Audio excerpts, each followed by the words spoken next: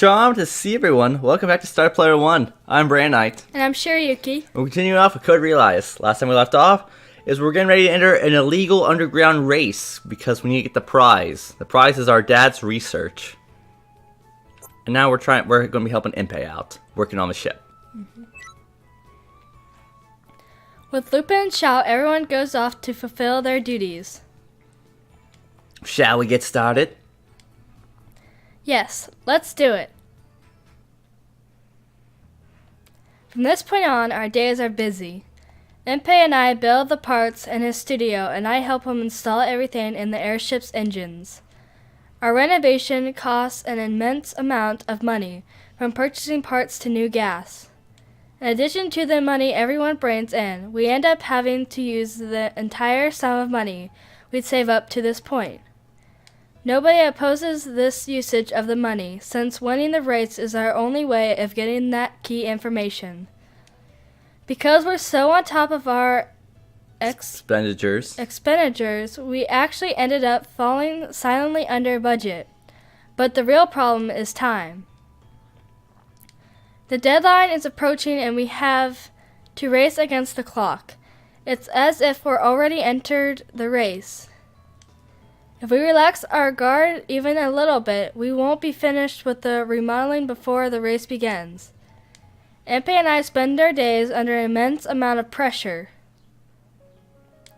3 days until the race. Impei told me to go ahead and go to sleep, but Impei must still be working. I can't sleep knowing that he must still be hard at work. There has to be something I can do to help. I start to think this, and I get an idea and leave my bed. After a while, I head behind the mansion. It seems he's still working as expected. The sounds of his work are comforting to me, and I walk through the yard briskly. Impei. I see him from behind, and I stop myself from calling out to him. It looks as if he's concentrating. I guess this won't have enough power. Maybe I should try thickening the walls and raise the pressure. Oh, that's risky. No. He seems to be mumbling to himself. The light from the lamp casts shadows across his face. I don't want to bother him, but I also want to get a closer look at him while he's so intent on something. I'll have to completely rework the system and install another engine. This will take some time, but that might work. Impei suddenly raises his head and our eyes meet. Huh? Shirayuki. Sorry, I didn't realize you were there. He swiftly runs over and joins me at my side. Impei, I'm about to hand him the item I brought for him when a certain thought bubbles up. What if he doesn't want it? What's up? Thought you already been gone to sleep by now. Oh, are you holding up something behind you? But Impei is so quick to notice that I have something. I guess there's no use hiding it. I brought you a late night snack, a sandwich. I thought you might be hungry after working so hard. I know it really is a terrible looking sandwich. There's a word of difference between this and what Impei usually makes. I had underestimated sandwich making. I thought you just needed some bread and something to stick between it. But when I first started making it, I realized my predicament in that I was unable to take my gloves off. While I stood there at a loss, the Count happened by and helped me put it together somehow. I'll have to thank Saint Germain later. What? You made this for me? Really? Is this your plan to get on my good side? Is that what this is? Your good side? I don't know. You're just working so hard. I wanted to do something for you, even though it's just a little thing. Sadly, my result is just a hideous sandwich made using some vegetable scraps. I can't contain my disappointment, and my sadness clearly shows because Impei stops and smiles at me. I see. That's really makes me happy. Thanks. Why don't I get to take a little break just to switch gears a little? He tosses the equipment aside and starts climbing onto the studio's roof. Come on up, Shirayuki. Let's sit by the edge here and eat together, under the stars. It's pretty romantic. He hosts me up before I can even protest and puts me down next to him. Here you go. Seeing that Enpei has already sat down, I hand him the sandwich with a bit of nervousness. Thank you for the meal. Enpei takes the sandwich from the basket without any hesitation and puts it up to his mouth. How is it? I don't think it's anything like the meals you make. This is great. This is the best sandwich I've ever had. I'm greatly relieved to hear him say that he enjoys the sandwich. I'm glad. The stars. I remember Enpei mentioned them, and I look up at the sky.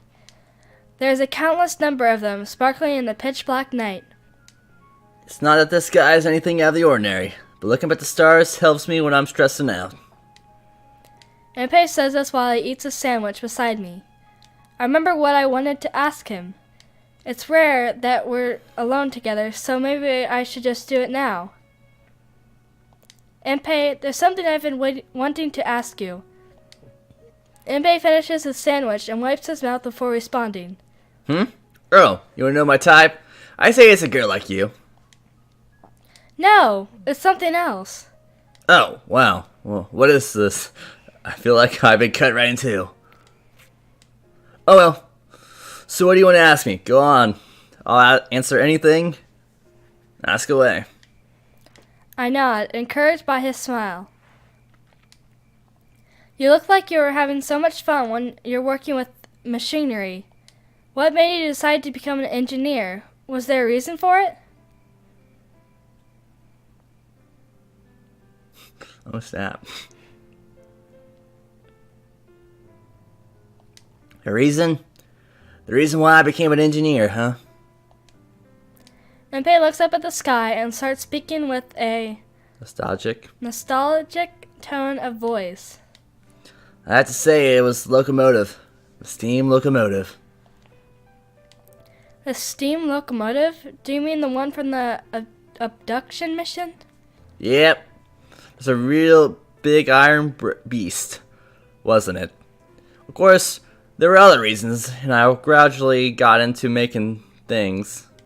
But locomotives were definitely a catalyst for it. I used to live in a village way out in the countryside.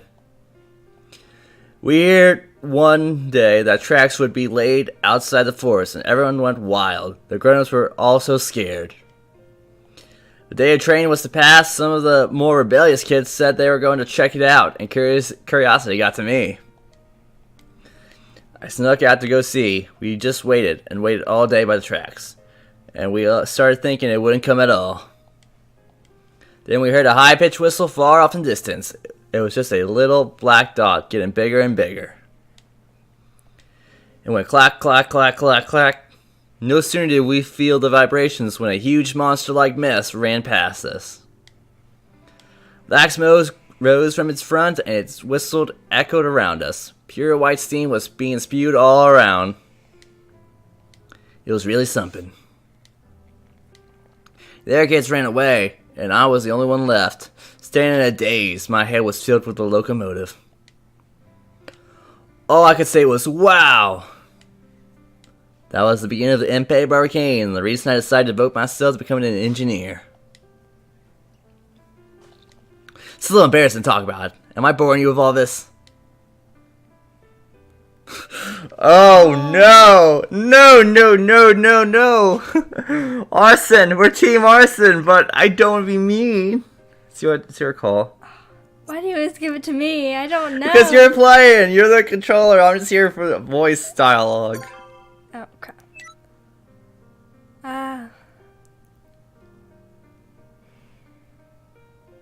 Why does it give us this for other people, but not for Arson? I don't know. I wish it would have been so much more easier. They gave us options for Arson. Yeah. Maybe I don't really understand, because I mean, it's not really mean. You're just kind of like, I don't understand, but... That's your call. Like, I don't know. It might be one of those things where we gotta be friendly with everyone, then we can unlock arson as an option and go down his route. Because everyone likes us. Oh. That's the only thing that's, like, in my mind. What did we say for the last one? We talked to... Who was the last guy? Wasn't it Victor? Yeah, but we were nice to him, though, weren't we? Yeah, because we helped him. He was going to turn himself in. Yeah. But then we said no. Yeah. Well, let's go with that one. No, I'm really enjoying this. I feel like I've learned a little bit more about you. It makes me happy. Oh. What's the matter? I don't know. It's a little embarrassing when you're so honest and straightforward like that. There's nothing to be embarrassed about. You're worthy of respect. Enpei starts to climb down from the roof, his face a little red. I follow him down to the ground. Don't do it, guys. Don't fall in love with us. We'll break your heart. We already have someone in mind. Yep. I did tell you earlier to go back to the mansion and go to bed. But don't we work together for just a little while longer? That's fine with me. Alright, your smile recharged me 100%. Let's tackle whatever's left to do. Enpei looks serious again. For some reason, seeing him like this makes me happy. I don't know. They're all great guys. They're great guys, all of them. But we want Lupin. Yep. Then, we use the limited amount of time we have to work on remodel after remodel in order to improve the airship's performance. Finally, at breakfast on the day of the race. Alright, it's finally time! Gangsters from all around Britain. No, all over the world are watching the Black Gathering. Let's win this race with style and get our hands on Isaac's literary remains. Or whatever. Come to think of it, I've yet to hear the details of what's going on during the race. Do I need to be there in person? Apparently, we need a minimum of 5 members on our team in order to register for the race. I see. I'm supposed to have to go with you just for the body count.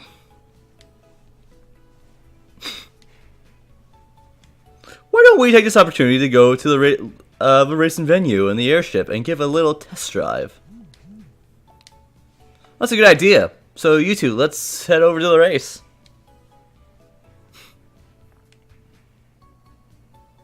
Why haven't any of you said a word all morning? Oh, you noticed that, did you, Vicky? You wanna know why we're so quiet? Well, we just don't... Well, why don't we just tell you? Enpei gracefully stands up at the end of the table and looks at all of us. He slowly smooths back his hair, then suddenly he falls to his knee and places his head against the floor. The movement is fluid and refined. What are you doing? This is the ultimate form of apology created by the finest minds in all of Asia. Do-Jay-za. Do-Zega? I've never heard of it. You said it was an apology, which means there's something you need to apologize for, right? Enpei nods Vigorously. his face still staring at the floor. I thought the race was tomorrow! What? I still have to install the modified engine and give it a test flight. I already knew you were an idiot. When you go this far, it's more funny than pitiful at this point. I have no rebuttal. I had the date wrong too, and I'm sorry. I stand and bow, joining Enpei in an apology. Not that any of us will turn back the clock any. Well, what's done is done. Why don't we all head to the venue ahead of them? What good would that do? There's no point in us going if we don't have an airship. The airship will make it. Knowing you, Enpei, you'll find some way to fix it up just in time for the race, right? Yeah, obviously. I'll be ready by the 12 o'clock start time. I guarantee it. Enpei, I'll help. I'm just as responsible. No need. But your enthusiasm is much appreciated, Shirayuki. Like Saini G was saying earlier, you need at least 5 people to present to even register for the race. Dudley's gonna stay here in Mansion City, so I want you to go to the race with Lupin and the rest, so we have enough people. I see. Right. Good luck. You can do it, Impei. Leave it to me. With a beauty like you cheering me on, there's no way I can fail. Time to get to work. Impei cracks his knuckles and takes off. Are you sure he can do this? I'm going to fill him with more lead than a pencil. We can't even join the race. He should be fine. His failures do stand out at times, but that's because he's always tried new things. He's a gifted engineer. Lupin nods in agreement. I agree. Impei is truly skilled. He'll find someone to make it happen. Van Helsing, you do acknowledge that Impei is a very technically proficient, don't you? Even with his skills, his personality ruins it. Either way, I won't complain if he makes it in time. We've been through rougher situations together. Let's have some faith in him. With Lupin's encouragement ringing in our ears, we prepare to depart. The Black Gathering airship race will commence at noon. Audience members, please form a line to the right. Teams enter the race. Please complete your registration here. The venue is already overflowing with people. Rumor has it there's a lot of new teams entering the race this year. There may be an expected twist. One of them rookie teams might hit the jackpot. Well, well, well. Isn't it lively? Folks with nothing better to do coming in from all over the country. How nice. Half of those people are criminals. There certainly are some suspicious looking faces in the mix here. Oof, I'm getting a little nervous. It's not good to fixate on victory. I'll be happy to join the race just to compete with all of you as a team. We're not here just to be together. We need to win. Pardon me, you're right. I suppose I was just a little too excited. Excited voices can be heard from all over. We make our way through the crowd and arrive at the reception desk. We'd like to register our team. Of course. Please show me which of the airships moored at the landing field is yours. Oh, well, Sorry, my airship isn't here yet. We're supposed to meet them here. I see. Unfortunately, if you don't have your airship present, I can't register you. Will you have it here by 11 o'clock? What? Why 11? I thought the race started at noon. Yes, the race does start at noon, but we close registration an hour before the race. My, oh my, oh my. We may be in some trouble. This isn't good. Impei probably thinks that the cutoff time is noon. We're in a bit of a predicament now, aren't we? I'll go back to the mansion and tell Impei. It's no use. It'll take you that long to get back up to the mansion. What should we do then? Is there any way we could contact him? If only we had an ether communication device, but we don't have that sort of cutting-edge technology at the mansion. There's nothing we can do. There's no reason to panic. All we can do is wait. We just need to keep believing in Impei. I nod at Lupin's words, and we continue to wait anxiously for Impei to show up. 10 minutes go by, then 30 minutes are gone in a flash. Registration closes in 30 minutes. Any teams that have not yet registered, please do so as soon as possible. That's easy for them to say. I wonder how Impei's doing. This isn't looking so good. Well, at least this will all be Impei's last day on Earth. That's a silver lining. Van Helsing, you can't. Come on, Impei. You can make it. 10 minutes later. This is bad. This is really bad. Oh, as I recall, Impei is an extremely capable engineer, but isn't he usually a little bit lax on time?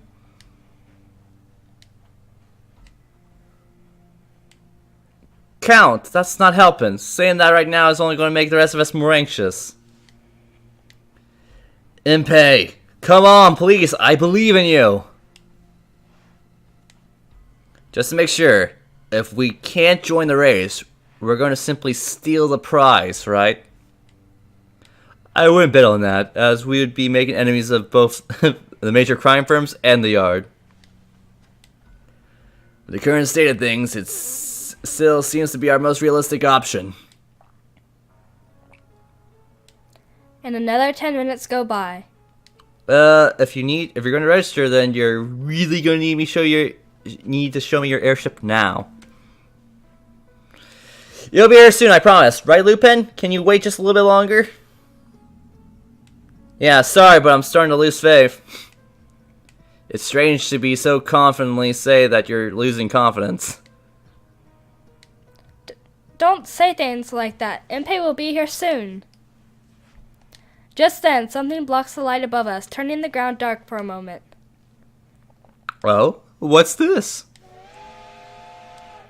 We hear a sharp whistle. I look up, trying not to get my hopes up.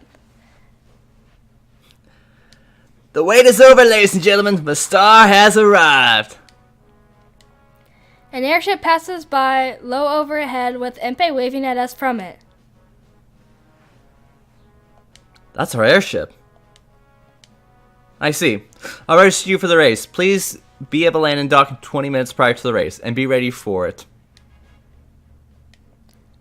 I'm so glad. I'm happy he made it. I believed in him. Good job, Impei. You were just saying that you stopped believing in him. Either way, we don't have to bother stealing now. I'm so glad he made it. I'm curious, though. Hey, Lupin, where did you get that airship from in the first place? Oh, What the? That's our airship! I turn around at the shout to see a man looking up at the airship with his mouth agape. Crap. For some reason, Lupin ducks behind me. Lupin, did you steal that man's ship? Pretty much. They're sky pirates who have been using that ship to attack travelers and steal from other ships. So we get an airship, and Britain becomes that much safer. That's what I call killing two birds with one stone. Exactly. But those guys are here. Does that mean they're entering the race too? So it seems. It looks like they've entered a more modern ship. If they had two, why didn't you steal the better one? Give me a break. When I went out to steal our ship, I didn't have that sort of information. Captain, let's go find whoever registered in and show him who's boss. What? That's no good. Fighting is prohibited here. Since when are we scared of a little rule like that? We gotta be strong. Don't. It's one thing to be passionate, but this is a den of the underworld. If we break the rules here, we're done for. I see. That doesn't sound good. It's probably best if they don't find out we're the owners of that airship. There are no magic against us, but we want little trouble as possible. Make sure you don't do anything to give us away. I like it! That's amazing ship is a project of the incredible Mr. Impei. Impei roars with laughter from the ship. He's basically telling him who owns it. Ah. Of course he did that. Impei. Well, we'll get you good, Impei. Fantastic! Now the sky pirates will definitely target us. With the help of the staff standing by at the landing field, Impei is able to moor the airship at the starting point. Once we make sure the sky pirates are nowhere to be seen, we meet up with Impei when he gets off the airship. What do you think? I'm here with plenty of time to spare. Well, actually, you were cutting it pretty close there. What? And starting today, a group of sky pirates will be after your skin. You should watch your back from now on. What? What happened while I was gone? As we're talking amongst ourselves, Ahoy! So that ship belongs to you lot. Is it Sherlock Holmes, I bet? I wonder. A sudden shout burns from behind us. No? We turn around and find a man grinning from ear to ear, dressed in eccentric outfit. Well, it's wonderful. A truly wonderful ship. The man speaks excitedly, not paying any attention as we stand dumbfounded. Who are you? Oh, pardon me. It's certainly not like me to go on without introducing myself. This man. Why does he strike some strange pose every time he opens his mouth? Is there a reason behind it? I am the brilliant scientist who shall someday uncover the truths of the world. My name is Nemo. Mr. Nemo. You didn't get it quite right, young lady. It's pronounced Nemo. That's right. I'm a scientist sent by the gods. Nemo? Alright. Gentlemen, so who is it who made that airship? I didn't make it, but I did give it a complete overhaul. So, Nemo, or whoever you are, what do you want? Whoa! You made this airship? I can see the craftsmanship just at a glance. Amazing work for modeling such an old model. Well, you can really tell? It's been designed for maximum lift and aerodynamics. Probably for other ships. Probably no other ship can turn as fast. It's beautiful.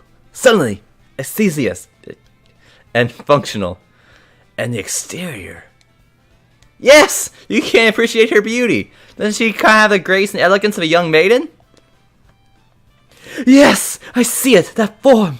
I see a modest young woman shy in love, but full of so many possibilities. What the hell are they going on about? They seem to be having fun, anyway. Yeah, they're probably connected on some level that normal people like us can't comprehend. It seems bird brains have ever flocked together, so to speak. What's the matter, Victor? You're being awfully quiet. What? Oh no, I just... Victor? Are you Victor Frankenstein? What a coinky-dink! I'm shocked! Are you attending this race as well? Well, sort of. Are you two acquaintances? It's too one-sided to be called an acquaintance, really. While I was at the Royal Society, he saw me as a rival. Trust me, the feeling was not mutual. My lifelong rival! Our meeting here is no coincidence. It must be fate! Yeah. I'm pretty sure it's coincidence, actually. Alright, I'll do it! From one humble science to another, I accept your invitation to battle. No one invited you to battle. Oh, I see. He's the type of guy... I feel your pain, Victor. Thanks, I guess, for understanding anyway. I'm looking forward to the moment when I defeat you all! Hey, Van Helsing, if he means to defeat us, do you think he'll attack us? How should I know?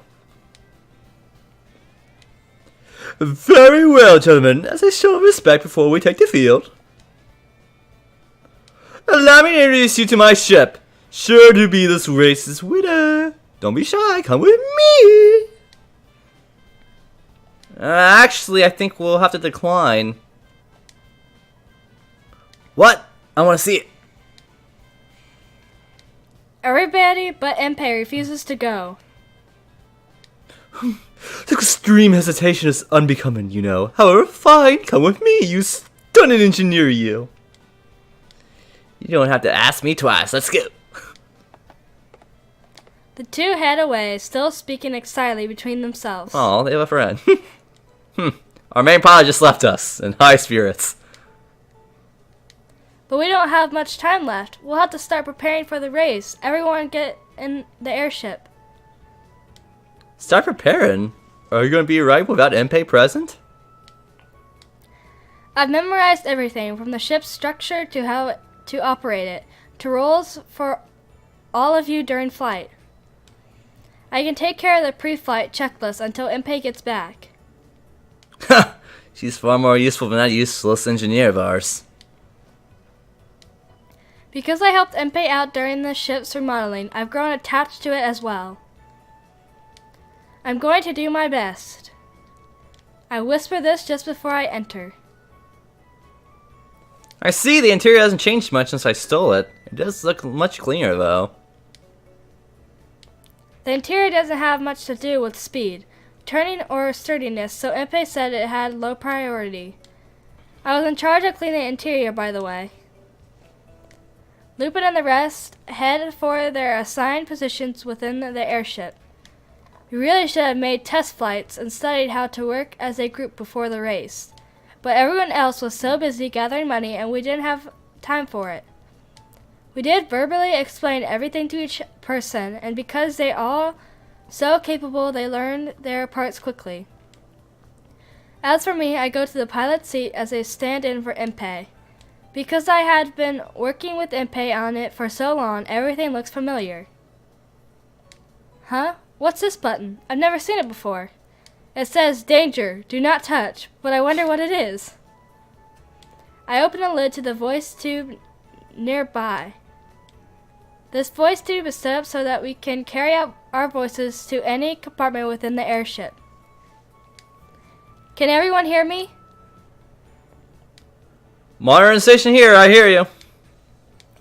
Good. We're probably going to be attacked by the other airships, so I need to be able to communicate with your station.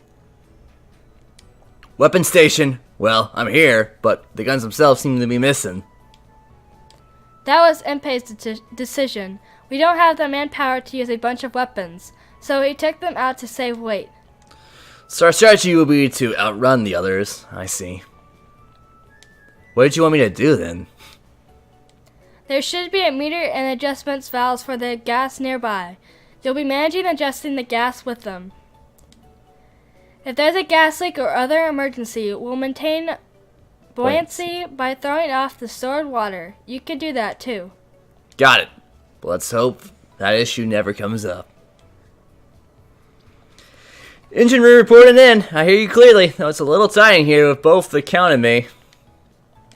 It was already pretty cramped, but we replaced the engine with a larger one for more output. That took up a lot of space. Saint Germain, you'll be assisting Victor once the race starts. We'll need you to run around making fixes across the ship. Leave it to me. I'll handle everything according to the manual given to me. Oh, did you happen to bring it with you? No, but I already memorized it, so don't worry. You memorized the entire thing? You're amazing, Count. I think you're the type to be into fidgeting with machines. It just seemed like fun. Once I get interested in something, I like to commit and delve into it. Ha, that's very like you. The 3 voice tubes are working fine. I inform Lupin and the others of what needs to be checked and have them take a look. As we are all getting ready, someone enters the bridge. And we will have to stop it there. Alright, so next one will be a big race. I didn't get to make the comment on the last video, but for Sherlock Sholmes, he was an actual a literary character in the Tales of Arsène Lupin. He was modeled after Sherlock Holmes, like we originally said, but there's a big the guy who made Sherlock Holmes, I think his name was Doyle. He didn't like that he was in Arsène Lupin's books around that character. So the guy who wrote the books for Arsène Lupin rechanged his name to be Sherlock Sholmes and made him just like Sherlock Holmes, but just with a different name. So that's why that's his name. And that's why they're rivals, because they're actual, in literary books, they were rivals. I just thought that was a little tidbit of information I wanted to share with you guys. But in the next episode, we have a race to go to. Yay! So if you guys would drive your airship into that subscribe button right down below. As always, we'll see you in the next Star Player 1 episode. Bye!